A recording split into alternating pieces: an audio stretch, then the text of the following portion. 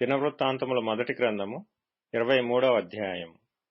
దావీదు ఏండ్లు నిండిన వృద్ధుడాయన గనుక అతడు తన కుమారుడైన సొలొమోనును ఇశ్రాయేలీల మీద రాజుగా నియమించెను.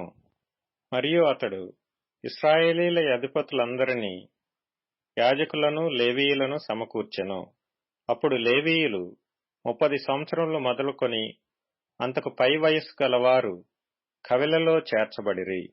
వారి సంఖ్య 38,000 పురుషులు. వీరిలో 24,000 మంది యెహోవా మందిరపు పని విచారించువారుగాను, 6,000 మంది అధిపతులుగాను న్యాయాధిపతులుగాను ఉండిరి. 4,000 మంది ద్వారపాలకులుగా నియమింపబడిరి.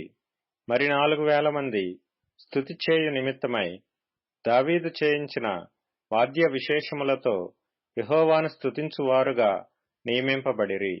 గెర్షోను, కహాతు, మెరారీయులు అను లేవీయులలో దావీదు వారిని వరుసలుగా విభాగించెను.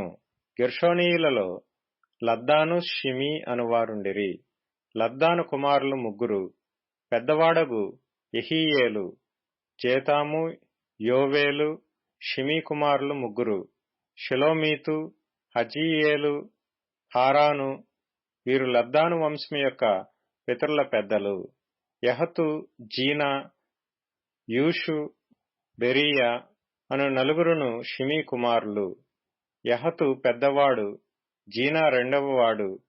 యూషునకును బెరీయాకును కుమారులు అనేకులు లేకపోయిరు గనుక తమ పితరుల ఇంటివారిలో వారు ఒక్క వంశముగా ఎంచబడిరి. కహాతు కుమారులు 4. అమ్రాము, ఇస్హారు, హెబ్రోను, ఉజ్జీయేలు. అమ్రాము కుమారులు అహరోను, మోషే.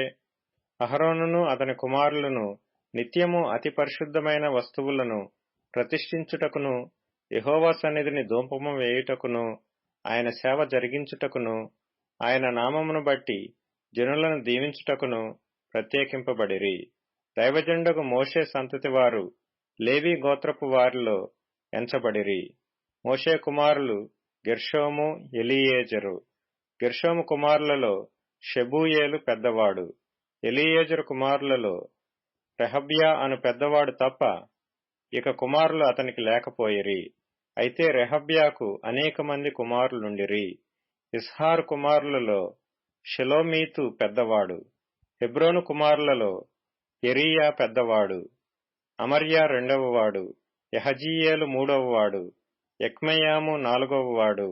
ఉజ్జీయేలు కుమారులలో మీకా పెద్దవాడు. యెషీయా రెండవవాడు. మెరారి కుమారులు మహలి, మూషి. మహలి కుమారులు ఎలియాజరు, కీషు. ఎలియాజరు చనిపోయినప్పుడు వానికి కుమార్తెలుండిరి, కాని కుమారులు లేకపోయిరి.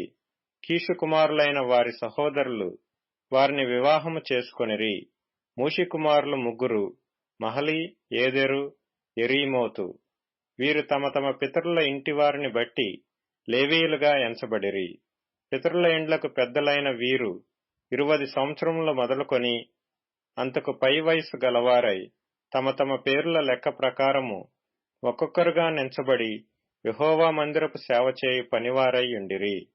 ఇశ్రాయేలీల దేవుడైన యెహోవా తన జనులకు నెమ్మది దయచేసి ఉన్నాడు గనుక వారు నిత్యము యెరూషలేములో నివాసము చేయుదురనియు, లేవీయులు కూడా ఇక మీదట గుడారమునైనను దాని సేవ కొరకైన ఉపకరణములనైనను మోయ పని లేదనియు దావీదు సెలవిచ్చెను.